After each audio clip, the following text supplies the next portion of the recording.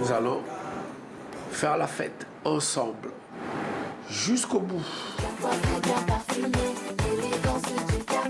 C'est qui?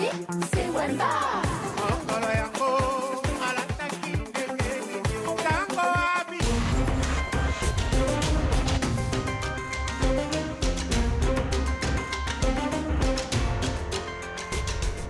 200 km sur les routes du Colorado, sans personne au volant. Ce camion autonome a roulé pendant 2 heures sans aucune intervention humaine. À l'origine de cette petite prouesse technologique, la start-up Otto.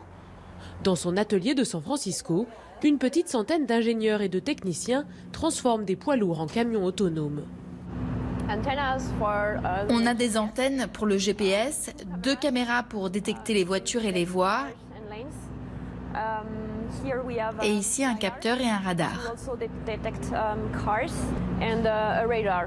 À l'intérieur, une cabine classique, avec un bouton qui permet d'enclencher le pilote automatique et un autre de reprendre le contrôle du véhicule en cas de problème. Au total, l'équipement d'un poids lourd coûte environ 30 000 $.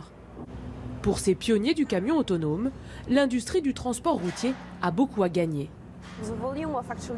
Le volume des biens transportés chaque jour par camion est absolument énorme. Mais cette industrie est vieille, assez inefficace et dépassée par les nouvelles technologies. Pour l'instant, le chauffeur gère encore les manœuvres et l'entrée sur l'autoroute. Mais à terme, le trajet entier pourrait se faire sans présence humaine à l'intérieur du camion. Dans son semi-remorque, Jess préfère ne pas y penser. Les robots, c'est bien, mais pour conduire un camion, non, je n'y crois pas. C'est mon gagne-pain. Qu'est-ce qu'on ferait d'autre? Avec des camions sans conducteur, l'industrie du transport routier pourrait économiser 168 milliards de $ chaque année. Nous en sommes encore loin, surtout pour des questions sociales et de législation. Mais en pratique, la technologie sera bientôt totalement fiable et beaucoup plus sûre que ne peuvent l'être les humains sur la route. C'est évident qu'il faut le faire le plus tôt possible. Et les 1,7 million de chauffeurs routiers aux États-Unis pourraient de fait se retrouver au chômage.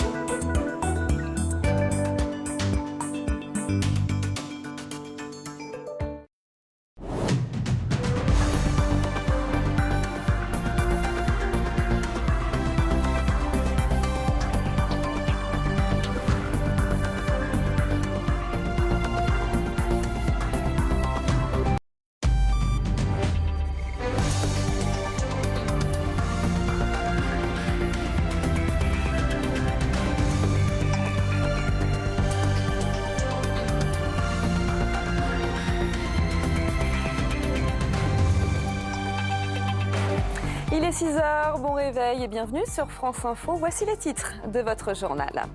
Un réveillon sous haute surveillance, 100 000 policiers et gendarmes mobilisés partout en France et de nouvelles mesures comme les blocs de béton pour empêcher l'intrusion de véhicules sur les zones fréquentées. Donald Trump salue l'intelligence de Vladimir Poutine. Pas de réplique du Kremlin après l'annonce des représailles américaines. 35 agents russes expulsés en réponse aux cyberattaques pendant la campagne présidentielle. Et puis dans ce journal, nous ferons le point sur ce qui change en 2017, don d'organes, mais aussi la fin des sacs plastiques dans les rayons fruits et légumes. La mobilisation donc des forces de l'ordre, nouveaux dispositifs de protection, mesures renforcées donc pour la nuit du réveillon. On fait le point avec Clément Le Goff. Rien que dans l'agglomération parisienne, 10 000 forces de l'ordre seront mobilisées. Les ministres de l'Intérieur et de la Défense se veulent vigilants face à la menace terroriste.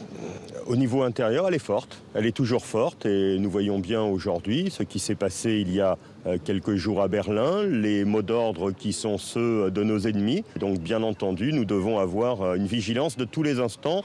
Au total, près de 100 000 forces de l'ordre seront déployées demain sur l'ensemble du territoire, parmi lesquelles 52 600 policiers, 36 000 gendarmes et 7 000 militaires de l'opération Sentinelle. L'ensemble du dispositif sera piloté depuis cette salle de commandement, place Beauvau. Nos dispositifs de sécurité prennent en compte diverses menaces. Bien sûr, la menace terroriste avec les nouveaux modes opératoires que l'on connaît depuis l'attentat de Nice ou de Berlin, mais aussi les violences urbaines qui existent chaque année avec des incendies de véhicules ou des jets de projectiles contre les forces de l'ordre. Et cette année, d'imposants blocs de béton font désormais partie du paysage. Ils doivent empêcher toute intrusion de véhicules. À Paris, mais aussi dans les principaux lieux de rassemblement, comme ici à Lille. Des mesures qui tranquillisent les riverains. Le contexte actuel, je pense qu'il faut renforcer les points de vue de sécurité. Voilà.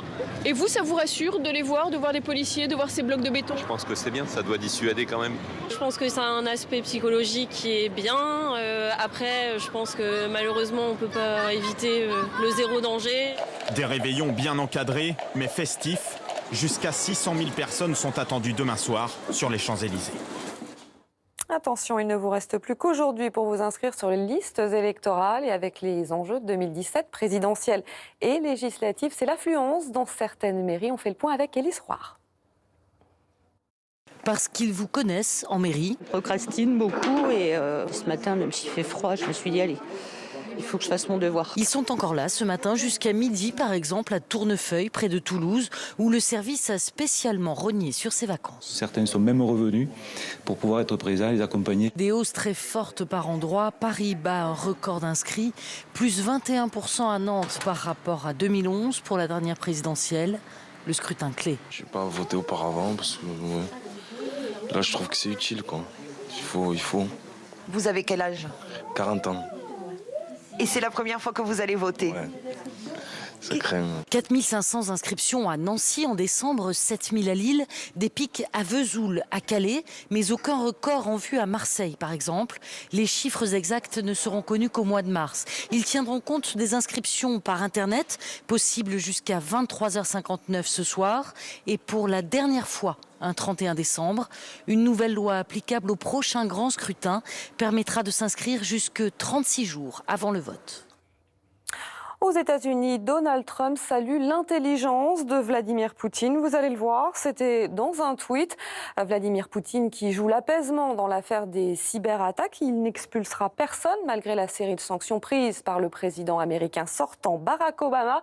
Correspondance à Washington de Valérie Astruc. Donald Trump a choisi un tweet pour réagir à la décision russe de ne pas riposter aux sanctions infligées par Barack Obama.